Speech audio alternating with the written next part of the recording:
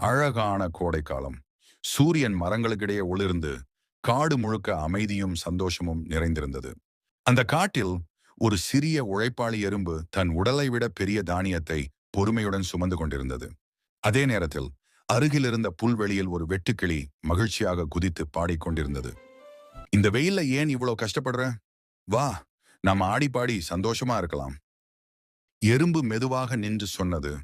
இப்போ உழைச்சாதான் மழை காலத்துல சாப்பாடு இருக்கும். அப்போ கஷ்டம் வராது. வெட்டுக்கிளி சிரித்துக்கொண்டு அதை பொருட்படுத்தாமல் மீண்டும் குதித்து பாடத் தொடங்கியது. நாட்கள் கடந்தன. கோடை முடிந்தது. வானில் கருமேகங்கள் சூழ்ந்தன. பலத்த மழை பெய்யத் தொடங்கியது. காடு குளிர்ந்தது. ஆனா உணவு கிடைப்பது கஷ்டமாகிவிட்டது. பலத்த மழை பெய்யத் தொடங்கியது. காடு குளிர்ந்தது. ஆனா உணவு கிடைப்பது கஷ்டமாகிவிட்டது. இப்போது வெட்டுக்கிளி பசியால் பலவீனமடைந்தது. எங்கும் உணவு இல்லை.